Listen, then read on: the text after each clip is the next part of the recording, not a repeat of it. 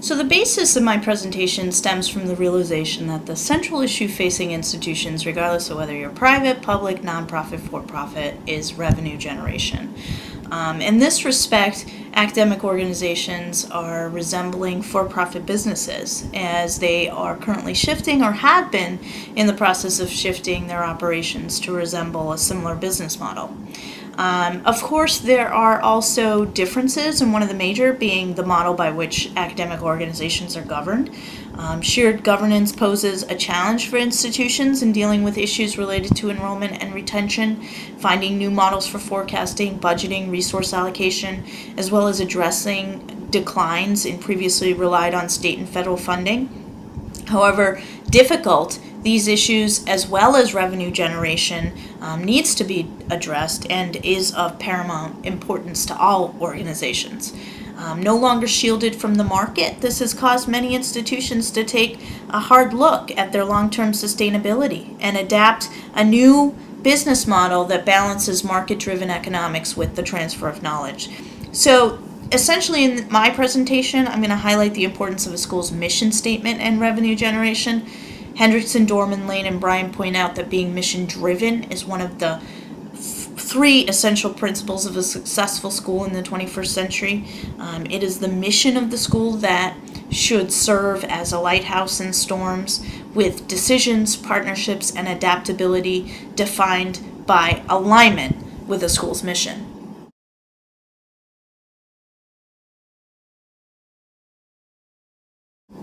So the landscape of higher education is complex and multifaceted in that revenue is an issue, but as I previously mentioned in the last slide, the circumstances in which it is generated poses a challenge for organizations.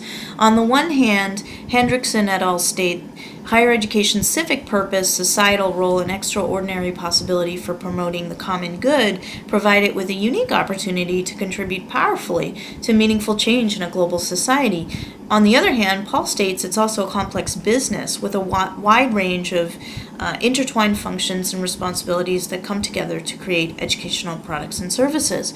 So from these two quotes, you can see that some may see this as a contradiction in objectives, and it calls into question whether higher education serves as a public good, as it was traditionally founded to do, or is now a private good. And although the market has always existed, according to Paul, institutions in the past have been shielded somewhat from its external influence upon their operation and culture. And that is to say, they have been shielded up until now. According to Enders, Du Bois, and Ware, schools are unique in that they are governed autonomously but are also linked to their external environments. In today's landscape, with tuition increases outpacing the rate of inflation, a decline in state funding levels, private revenue sources are being depended on by schools for their operation. So this calls into question whether or not the institution remains a public good or has changed into something else, like a commodity. Also, because of this dependence on private revenue, schools are competing against each other for a slice of the same student dollar. And now admissions for a school is a highly important function of an academic institution.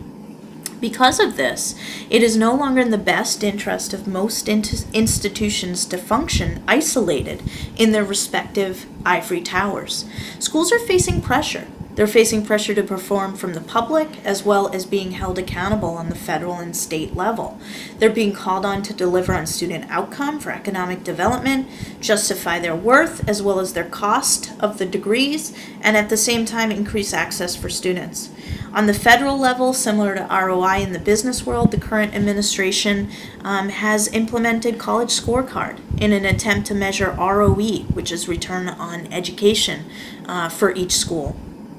One of the ways in which schools are surviving in their new landscape is through the development of democratic partnerships, internally as well as externally.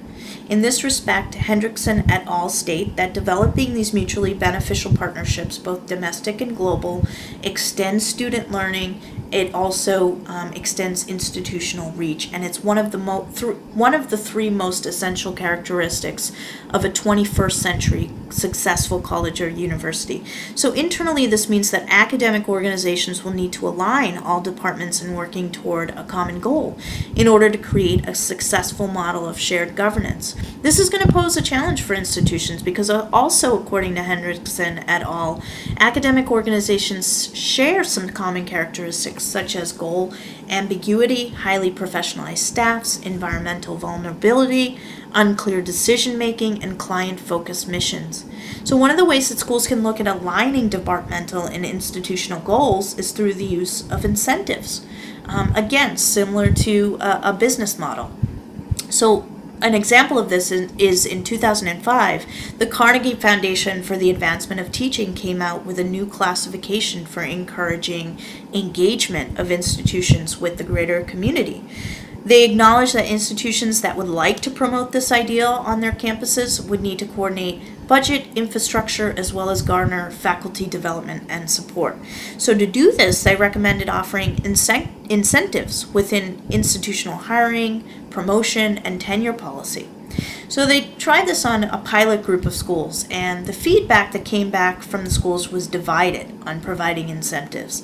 Many of the schools said that an incentive approach encroached on ideals such as academic freedom. But according to Driscoll in her article, Carnegie's new community engagement classification affirming higher education's role in community, she said that this system of reward and recognition is long overdue and is needed in order to provide schools incentive, to provide schools and faculty incentive to engage.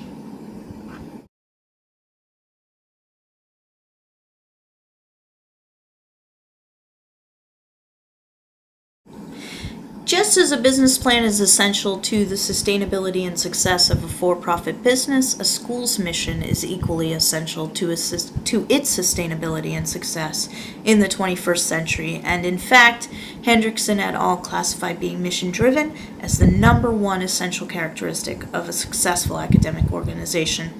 So democratic partnerships is one, and so isn't being mission-driven. The authors also say that although there are no guarantees, in their experience, schools that are mission-driven have a better chance for success in today's climate, as well as weathering the future. In this way, the authors take the emphasis off of being market-driven and put the emphasis back internally on the organization and its mission as the most important basis for making institutional decisions.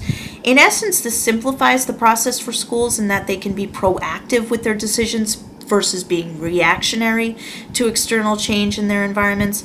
Of course, in order for the mission to work as intended, it needs to be clearly defined and distinctive to the institution. The concept of mission is also twofold in that schools will need an overarching mission that serves as an umbrella for the school, and many schools incorporate this mission into their motto, which is an easy way to communicate the vision to the public. But in addition, through shared governance and depending upon coupling that exists between departments, schools may also need departmental missions that align with the institutional mission. This produces somewhat of a cohesive unit working toward a common goal, even if departments are run separately.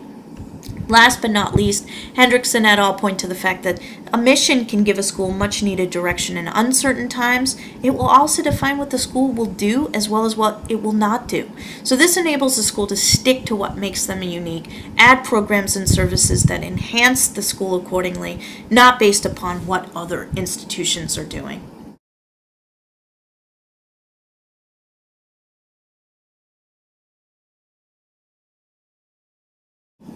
So at this point in the presentation, you can probably anticipate the advantages of being mission-driven. By having a clearly defined mission and making decisions with regards to adaptability and aligning with mutually beneficial partnerships accordingly, academic organizations are able to distinguish themselves from all others.